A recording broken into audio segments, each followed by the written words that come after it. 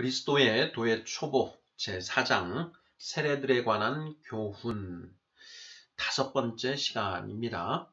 성령을 받았는지 아는 방법이라는 소제목 하에 모두 6개의 질문으로 구성되어 있습니다. 자, 질문을 먼저 읽어보겠습니다. 1번. 구름과 바다에서 세례를 받은 이스라엘 백성들은 모세에게 속하게 됩니다. 세례 요한의 세례는 세상으로부터 돌이켜 하나님께 회개함을 의미합니다. 모세와 세례 요한의 세례에는 죄사함의 능력이 없습니다. 예수 그리스도의 이름으로 세례를 받은 사람들은 예수님께 속하게 되고 예수님의 보혈의 공로로 죄사함을 받게 됩니다. 또 그들은 언제인지 알 수는 없으나 성령을 받게 됩니다. 당신은 성령을 받았습니까? 자, 2번. 성령을 받았는지 어떻게 알 수 있습니까? 3번. 고린도전서 12장 3절은 성령을 받았는지 분별할 수 있는 2가지 표지를 제시하고 있습니다. 무엇인가요? 4번. 당신은 예수님을 욕할 수 있습니까? 5번. 당신은 예수님을 주님으로 고백할 수 있습니까? 6번. 예수님을 욕할 수 없고 예수님을 주님으로 고백할 수 있다면 성령을 받은 것인가요? 자, 이렇게 해서 모두 6개의 질문입니다. 자, 지난 시간에 우리가 4번째 순서로 세례와 성령 받음에 대해서 살펴보았습니다. 자, 오늘은 지난 시간에 이어서 성령을 받았는지 어떻게 알 수 있는가에 대해서 살펴보고자 합니다. 자, 1번부터 답을 찾아가 보도록 하겠습니다. 자, 1번. 구름과 바다에서 세례를 받은 이스라엘 백성들은 모세에게 속하게 됩니다. 세례 요한의 세례는 세상으로부터 돌이켜 하나님께 회개함을 의미합니다.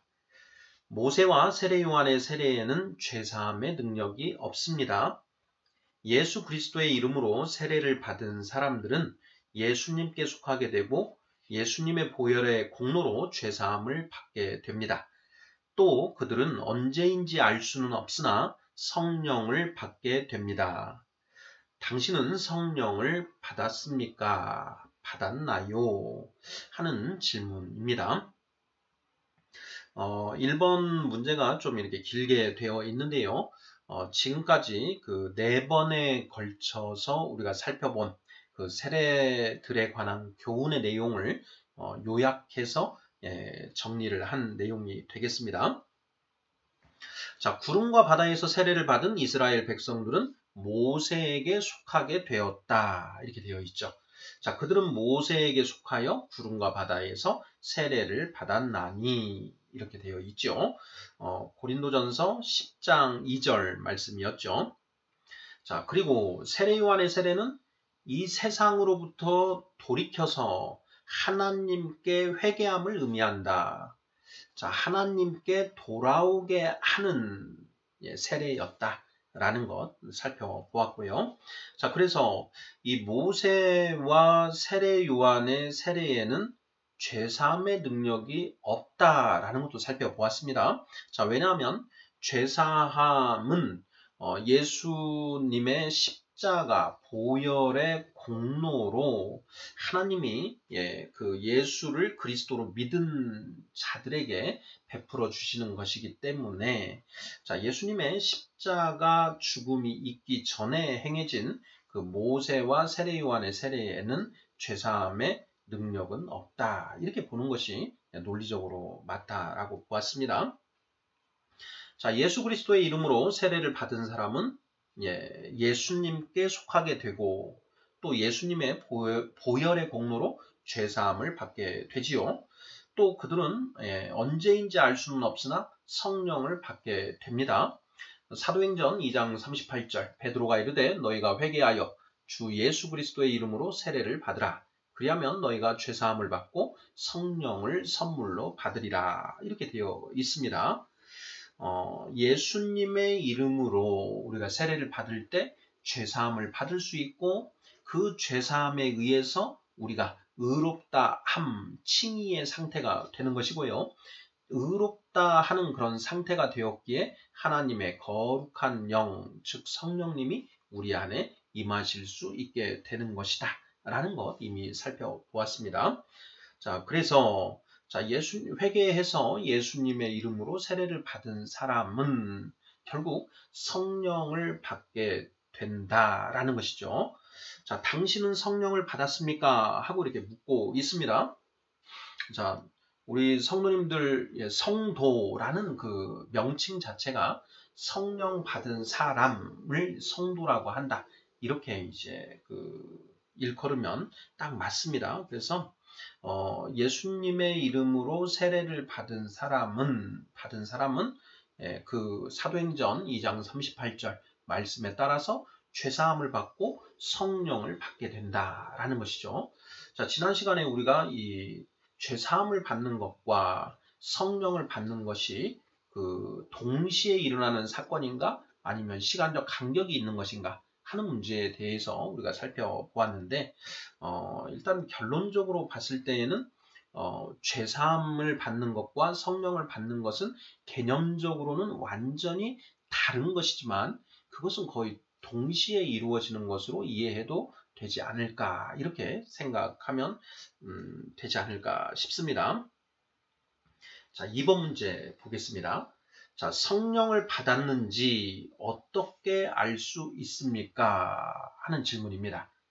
자, 우리가 예수님의 이름으로 예수 그리스도를 고백하고 예수님의 이름으로 세례를 받으면 그 죄사함을 받게 되고 또한 나아가서 성령을 선물로 받게 된다. 성령이 우리 안에 임하게 된다라는 것이죠. 바로 사도행전 2장 38절 그 말씀을 근거로 내가 성령 받았다라는 것을 우리가 이제 확신할 수 있게 되는데 이번 질문은 자, 그렇게 성령을 받았는지 어떻게 알 수 있는가 하는 그런 질문입니다.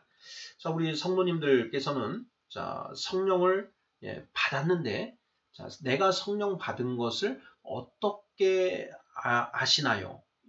우리 성도님들께서는 본인이 성령을 받았다라는 것을 어떻게 느끼고 어떻게 그것을 인식하시는가 하는 그런 질문입니다.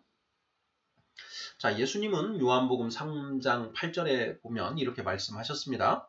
자, 바람이 임의로 불매 네가 그 소리는 들어도 어디서 와서 어디로 가는지 알지 못하나니 성령으로 난 사람도 다 그러하니라. 이렇게 말씀하셨지요. 자, 이 말씀의 뜻이 무엇인가? 우리가 물과 성령으로 거듭나게 되는데 내가 언제 어떻게 거듭났는지 그것을 우리는 참 알기가 어렵다. 바람이 부는데 언제 바람이 어디에서 불어서 어디로 가는지 우리 사람이 알 수 없는 것처럼 성령으로 물과 성령으로 거듭나는 것도 이와 같다. 이렇게 예수님이 말씀하셨죠. 자, 그래서 자, 우리가 언제 내가 성령을 정말 받았는가 하는 것을 알기가 어렵다라는 것이죠. 자, 다만 자, 우리 안에 성령님이 내주하고 계시는가 아닌가 하는 것은 이제 우리가 느낄 수가 있지요. 그것을 어떻게 느낄 수 있는가 하는 그런 질문이 되겠습니다. 그 성령이 언제 내게 임했는지, 그 성령이 임하는 순간을 우리는 이렇게 알기가 어렵다라는 것이죠. 자, 사도행전 2장의 오순절 성령 강림 사건을 보면, 자, 그 바람이 부는 소리가 나고, 그리고 성령이 뱀의 혀처럼 불이 이렇게 하는 그런 모양이 보였기 때문에 자, 성령이 임했다라는 것을 알 수 있었습니다. 이렇게 객관적으로 외형적으로. 자, 그런데 오늘날 우리가 세례를 받고 성령을 받게 되는데 그 그 성령이 나에게 임하시는 것을 우리가 바로 느끼고 하기는 좀 어렵다라는 것이죠. 자, 그런데 어찌됐든 성령님이 언제 내 안에 들어오시는지 그것은 우리가 모를지라도 성령님이 내 안에 계시다라는 것은 우리가 느낄 수 있는데 그걸 어떻게 느낄 수 있는가 하는 그런 질문이죠. 자, 우리 성도님들께서는 이 질문에 어떻게 답을 하시겠습니까? 자, 불신자나 초신자들이 집사님 성령 받으셨죠? 그걸 어떻게 아시나요? 이렇게 물어보면 어떻게 대답을 해야 되는가? 또 제가 예수님의 이름으로 세례를 받았는데 제가 성령 받았는지 받지 못했는지를 도무지 모르겠습니다. 어떻게 제가 성령 받았는지를 알 수 있는가요? 하고 이렇게 물어봤을 때 우리가 어떻게 대답을 해야 하는가 하는 그런 질문입니다.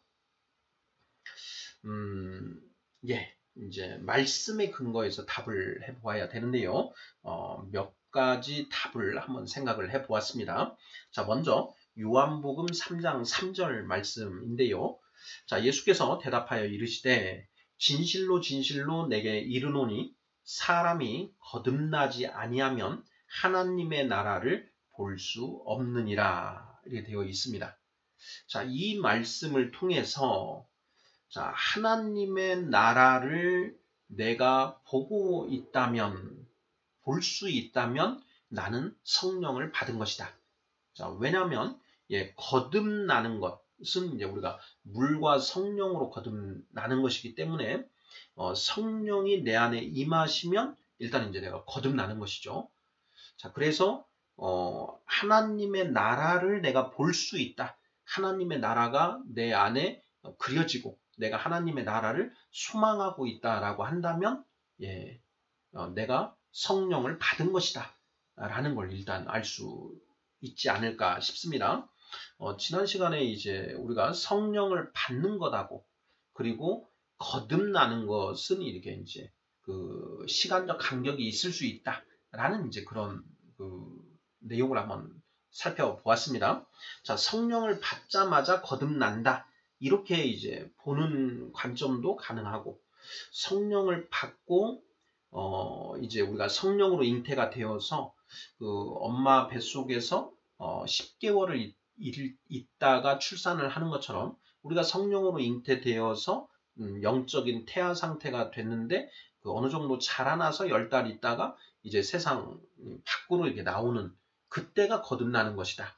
이렇게 해서 성령의 임재와 우리가 거듭나는 것 사이에는 시간적 간격이 있다라고 이렇게 생각할 수도 있다라는 것. 이렇게 지난 시간에 우리가 살펴봤지요.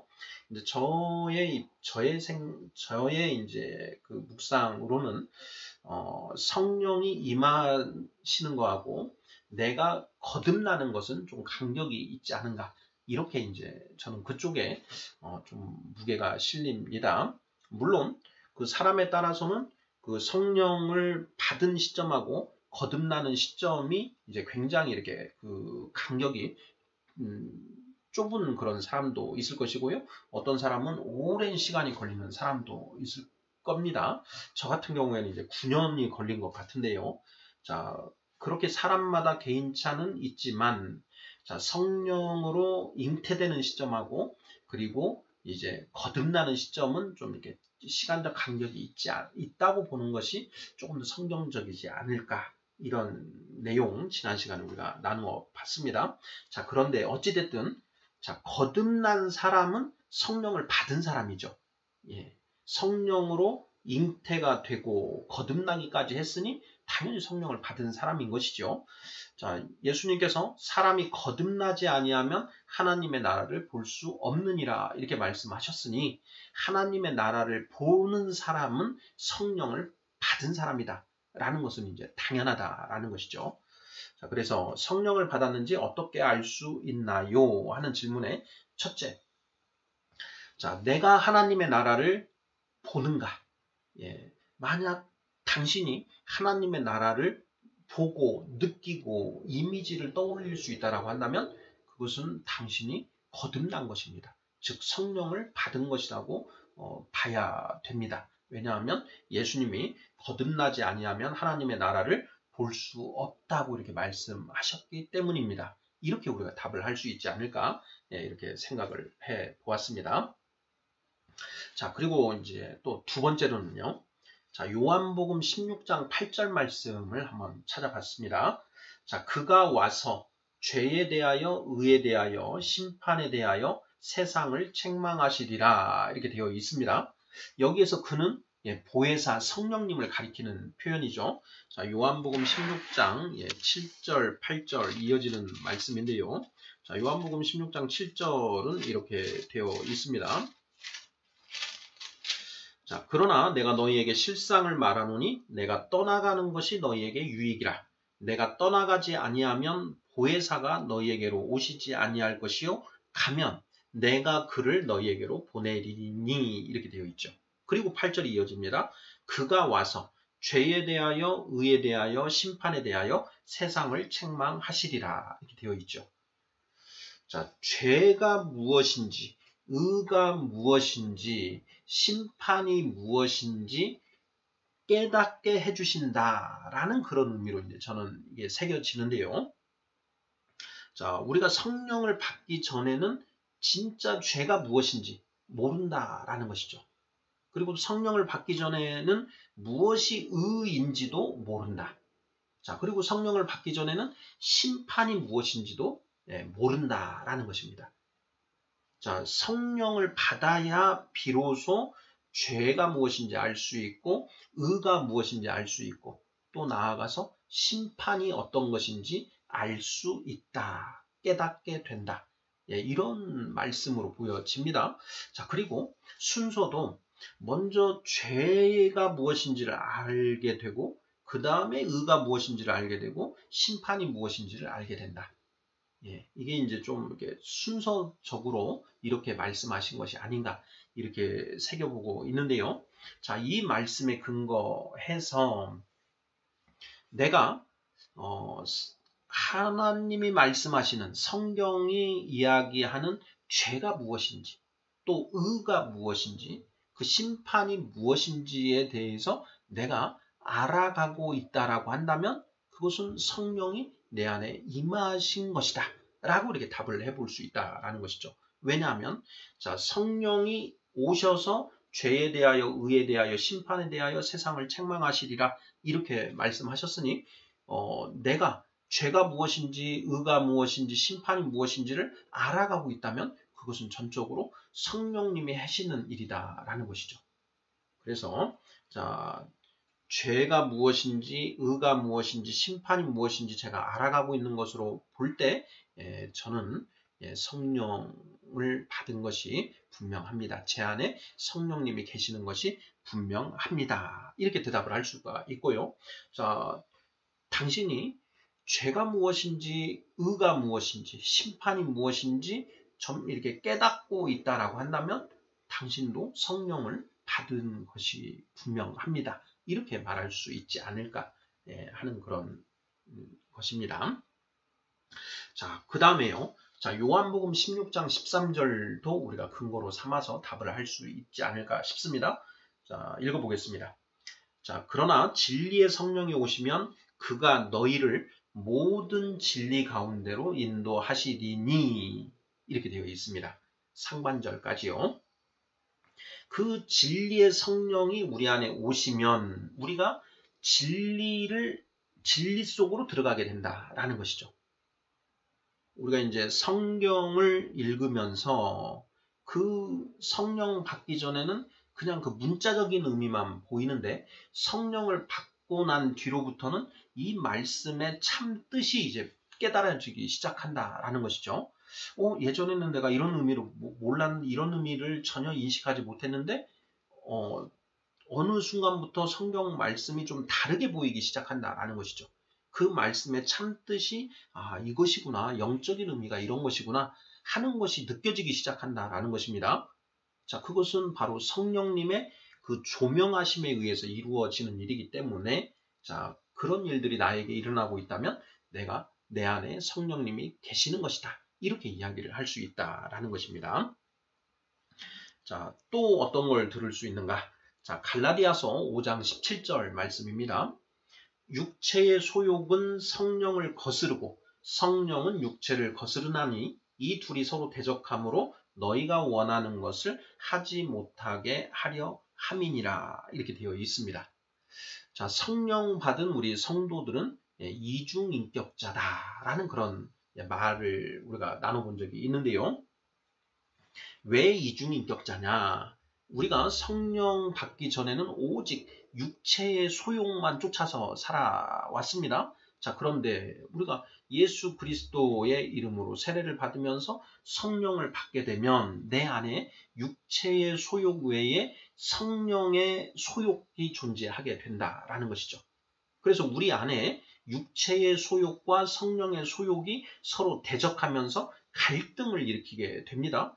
그래서 성령 받은 크리스찬들은 이중인격자다. 육체의 소욕이라고 하는 인격이 하나 있고 성령의 소욕이라고 하는 인격이 하나 있다라는 것이죠. 그래서 우리 크리스찬은 이중인격자다. 성령 받지 못한 세상 사람들은 다 육체의 소욕만 쫓아가서 살아가는 일중인격자다. 이렇게 볼 수 있다라는 것입니다. 자, 그래서 내 안에 이러한 육체의 소욕과 그것을 거스르는 성령의 소욕이 갈등을 하고 있다라고 한다면 내 안에 성령님이 계신 것이다 라는 것이죠. 자, 그러면 성령의 소욕이 어떤 것인가 하는 그걸 어떻게 알 수 있습니까 하는데요. 자, 성령님은 요한복음 16장 13절 하반절에서 그가 스스로 말하지 않고 오직 들은 것을 말하며 이렇게 되어 있습니다. 그러니까 예수님이 말씀하시는데요. 그 성령께서 오셔서 결국은 하나님의 말씀을 깨닫게 해주신다라는 것이니까 성령의 소욕은 결국 그 말씀을 떠올리게 하고 그 말씀대로 말씀에 순종해야 된다라는 것을 우리에게 요구하신다라는 것이죠. 우리가 어떤 사람을 미워하는 마음이 내 안에 일어납니다. 자, 그때 저 사람 미워하면 안 돼, 불쌍히 여겨야 돼 하는 그런 마음이 일어난다라는 것이죠. 형제를 미워하는 자마다 살인하는 자, 살인하는 것이니라 하는 그 예수님의 그 산상수훈의 내용이 내 안에서 떠오르면서 내가 이렇게 미워하면 안 되지 하는 그런 마음이 일어난다면 그것은 성령님께서 주시는 마음이다라는 것입니다. 성령님께서 주시는 마음은 그 성경 말씀에 이제 그 부합하는 그런 마음을 주시는 것이기 때문에 양심하고는 다르다라는 것이죠.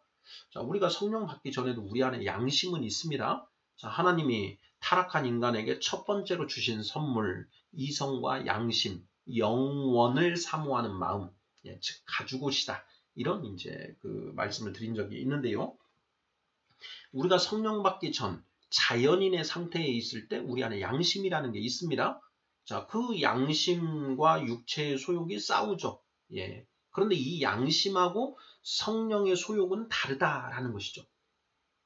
자, 성령의 소욕은 그 바로 성경 66권에 기록된 그 말씀의 명령들을 이야기하고 우리한테 떠올리게 한다. 그것을 그 우리한테 하라고 말씀하신다라는 것입니다. 그래서 양심이 발동하는 것과 성령이 발동하는 것은 다르다. 어떻게 다르냐? 이 성경 말씀을 우리에게 떠올리게 하시고 그 말씀을 지켜야 한다라는 어떤 그런 느낌으로 오는 것은 분명히 성령님이 일하시는 것이다. 이렇게 느낄 수 있다라는 것이죠. 그래서 갈라디아서 5장 17절을 근거로 우리 안에 어떤 육체의 소욕이 일어나는데 하나님의 말씀에 근거해서 그렇게 하면 안 된다라는 그런 마음이 또 일어나고 있다면 우리는 성령을 받은 것이다. 이렇게 말할 수 있다라는 것입니다. 자, 그리고 또 있습니다. 무엇이냐? 성령의 은사로서 방언과 예언의 은사죠. 자, 고린도전서 14장 22절을 한번 읽어보겠습니다. 자, 그러므로 방언은 믿는 자들을 위하지 아니하고 믿지 아니하는 자들을 위하는 표적이니 예언은 표적이나 예언은 믿지 아니하는 자들을 위하지 않고 믿는 자들을 위함이니라 이렇게 되어 있습니다. 이 말씀이 굉장히 무슨 뜻인가 이렇게 어려운 그런 내용입니다. 자, 방언과 예언이라고 하는 그 성령의 은사를 대비해서 이제 표현을 하고 있는데요. 자, 이 방언은 믿지 않는 자들을 위한 은사이고, 자, 예언은 믿는 자들을 위한 은사다. 이렇게 되어 있는 것이죠. 맞지요? 예, 본문을 가지고 보면, 자, 방언은 믿는 자들을 위하지 아니하고 믿지 아니하는 자들을 위하는 표적이다. 예, 이렇게 되어 있고요. 자, 예언은 믿지 아니하는 자들을 위하지 않고 믿는 자들을 위한 표적이다. 이렇게 되어 있는 것입니다. 그러니까 쉽게 얘기하면 방언은 믿지 않는 자들을 위한 표적이고 예언은 믿는 자들을 위한 표적이다. 이렇게 되어 있는 것이죠. 자, 그러면 여기에서 믿는 자, 믿지 않는 자가 누구를 가리키는가 하는 것을 우리가 풀어봐야 됩니다. 자, 제가 방언을 합니다. 제가 방언을 하는데, 자, 이 방언은 믿지 않는 자들을 위한 표적이다. 이렇게 되어 있는데요. 그 믿지 않는 자가 나를 의미하는 것인가? 아니면 내 주변에 있는 다른 사람들, 다른 믿지 않는 자들을 말하는 것인가? 이걸 생각해 보면 됩니다. 자, 그리고 예언이죠. 자, 예언은 믿는 자들을 위한 것이다. 그러면 그 예언의 은사가 받아서 내가 예언을 하고 있는데 그 예언이 믿는 자들이 나를 가리키는 것인가 아니면 주변 사람을 가리키는 것인가 하는 이걸 생각해 봐야 되는데요. 저의 이제 그 묵상 결론은 나를 방언하는 그 사람 또 예언하는 그 사람을 가리키는 표현이다. 이렇게 보는 게 맞지 않은가 이런 의견입니다. 자, 무슨 뜻인고 하니, 자, 성령이 내 안에 계시는가, 성령이 내 안에 계시는가를 믿지 못하는 지체들이 있을 수 있다는 것이죠. 성령을 받는다고 했는데 예수 그리스도의 이름으로 세례를 받으면 죄사함을 받고 성령을 받는다고 이렇게 말씀하셨는데, 자, 내 안에 정말 성령님이 계신가? 아무리 봐도 내 안에 성령님이 계시는 것 같지가 않은데 하고 이렇게 긴가민가 의심하는 그런 상태에 있는 그 성도에게는 성령께서 방언을 주셔서 나 성령, 나가 너 안에 있다라는 걸 드러내신다라는 것이죠. 그래서 성령님이 내 안에 계신 걸 믿지 않는 그 사람으로 하여금 성령 받았다라는 것을 알게 하시는 것이다. 알게 하시는 표적이다. 라는 의미가 이제 상반절의 의미이고, 자, 내 안에 성령님이 계셔. 분명히 그걸 믿는 이제 지체에게는 그 어떤 이제 은사가 주어지느냐? 바로 이 예언의 은사가 주어진다라는 것이죠. 여기에서 예언할 때 예자는 그 맡길 예자입니다. 예금, 은행에 돈을 맡기는 거, 예금, 맡길 예. 자, 예언, 하나님의 말씀을 맡겼다라는 것이죠. 그러니까 말씀을 깨닫게 해주셨다라는 것이죠. 그게 바로 이제 예언의 은사다. 이렇게들 해석을 하고 있습니다. 미래에 일어날 일들을 이제 하나님이 보여주셔서 그것을 얘기하는 그 예언은 미리 예자. 이걸 쓰죠. 미리 예자. 그 예언이 아니고 맡길 예자의 예자라는 것입니다. 그래서 이 예언의 은사는 내 안에 성령님이 계신다라는 걸 믿는 자들에게는 바로 이 말씀을 깨닫게 해주시는 그런 은사가 이제 주어진다. 이런 의미가 아닐까? 저는 이제 이렇게 풀어보고 있습니다. 자, 어찌됐든, 내가 성령 받았는 걸 어떻게 알 수 있느냐? 내가 방언을 하든가 또는 예언을 하든가 하는 그런 은사가 나에게 주어짐으로써 내가 성령 받았다라는 것을 알 수 있다라는 것이죠. 자, 은사에는 모두 9가지가 있습니다. 고린도전서 12장 8절부터 나오죠.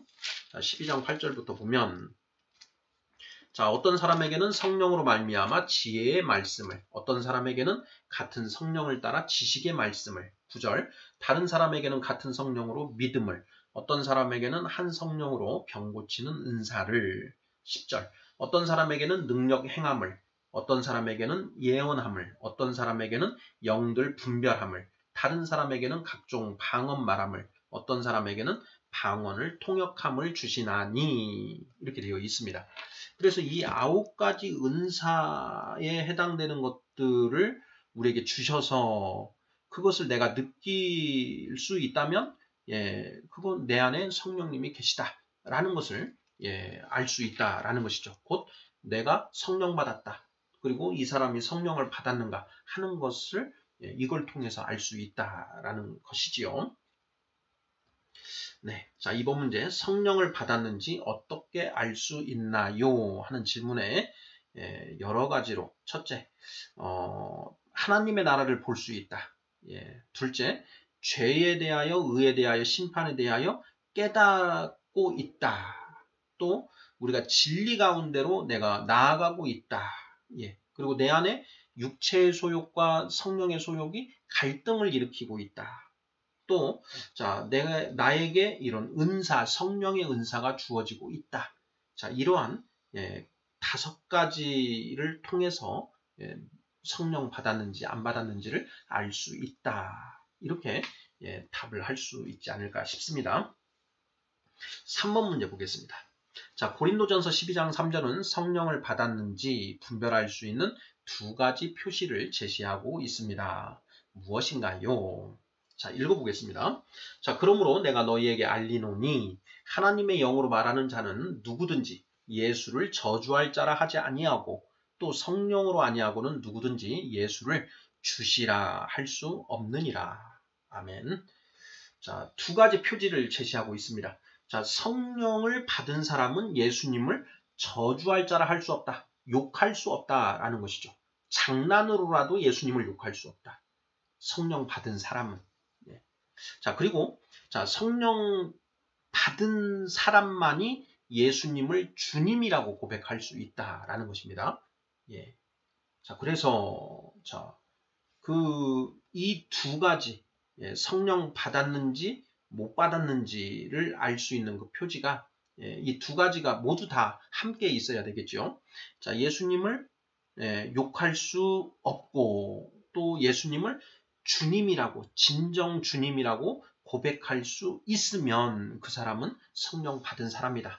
내가 예수님을 마음으로부터 우러나서 주님이라고 고백할 수 없고 뭐 혹시나 장난으로라도 예수님을 욕할 수 있다라고 한다면 그 사람은 성령 받지 못한 사람이다. 이렇게 우리가 분별할 수 있다라는 것입니다. 자, 그래서 고린도전서 12장 3절이 이제 성령을 받았는지 분별할 수 있는 그 기준을 제시해 주시는 그런 말씀 아니겠는가 이런 생각을 이렇게 답을 해보았습니다. 자, 다음 4번 문제 보겠습니다.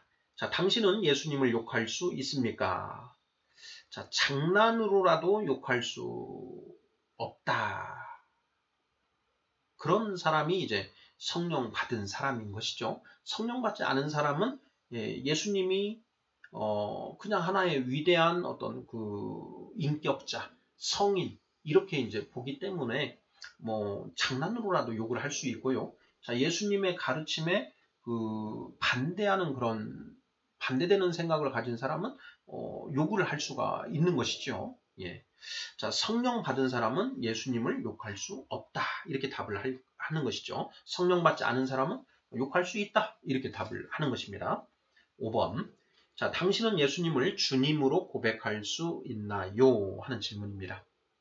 자, 내가 예수님을 내 삶의 진정한 주인으로 고백할 수 있다면 성령 받은 사람이고 없다면 그 성령 받지 못한 사람인 것이죠. 자, 진심으로라고 하는 부분이 중요합니다. 우리가 예의상 또는 그 어려서부터 교회에 계속 출석을 해서 귀에 이제 이 인이 박혀서 내가 예수님을 주님으로 하는 그런 어떤 형식적인 그런 고백이 아니라 정말 마음으로부터 예수님이 나의 주님이시다라는 걸 받아들이고 그걸 고백하는 것. 이것을 이제 의미하는 것이다라는 것이죠. 자, 마지막 6번 질문입니다.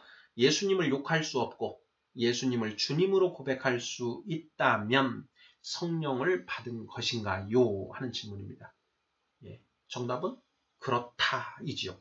고린도전서 12장 3절 말씀에 근거해서 우리가 장난으로라도 예수님을 욕할 수 없고 또 내가 진심으로 예수님은 나의 주님이다 라고 고백할 수 있으면 내 안에 성령님이 계신 것이다. 이렇게 확신하고 갈 수 있다라는 것입니다. 자, 고린도전서 12장 1절을 보겠습니다. 자, 형제들아 신령한 것에 대하여 나는 너희가 알지 못하기를 원하지 아니하노니 이렇게 되어 있습니다. 형제들아 신령한 것이 무엇인지 내가 가르쳐 줄게 하는 말입니다. 신령한 것이 무엇인지 아니? 하는 말이죠. 자, 2절 너희도 알거니와 너희가 이방인으로 있을 때에 말 못하는 우상에게로 끄는 그대로 끌려갔느니라. 이방인으로 있을 때 성령 받지 못했을 때죠. 자연인으로 있을 때 그때는 말 못하는 우상에게 끄는 그대로 끌려갔었다. 자, 그런데 성령을 너희가 받음으로써 어떻게 된 것이냐? 바로 12절, 3절이죠. 12장 3절. 그러므로 내가 너희에게 알리노니 하나님의 영으로 말하는 자는 누구든지 예수를 저주할 자라 하지 아니하고 또 성령으로 아니하고는 누구든지 예수를 주시라 할 수 없느니라. 신령한 것. 바로 이제 성령을 받는 것이 신령하게 되는 것인데, 자, 그것이 무엇인지 내가 설명을 해줄게. 그것은 무엇이냐면, 자, 우리가 성령을 받는다는 것은 예수님을 욕할 수 없고, 또 예수님을 나의 마음으로부터 주님이라고 부를 수 있게 되는 것. 이것이 바로 신령한 것이다. 그것이 바로 성령의 핵심적인 은사다라는 그런 의미다라는 것입니다. 자, 그리스도의 도의 초보 4장 세례들에 관한 교훈 5번째 순서로 성령을 받았는지 아는 방법에 대해서 살펴보았습니다. 자, 당신은 성령을 받았는가? 자, 당신이 성령을 받았다면 그 받았다라는 것을 어떻게 알 수 있는가? 5가지 답이 가능했었습니다. 자, 그리고 고린도전서 12장 3절은 성령을 받았는지 분별할 수 있는 2가지 표지를 제시하고 있다. 무엇인가? 그 말씀을 통해서 내가 성령을 받았는지 안 받았는지 또 다른 사람이 성령을 받았는지 안 받았는지를 우리가 점검할 수 있다라는 내용입니다. 아멘.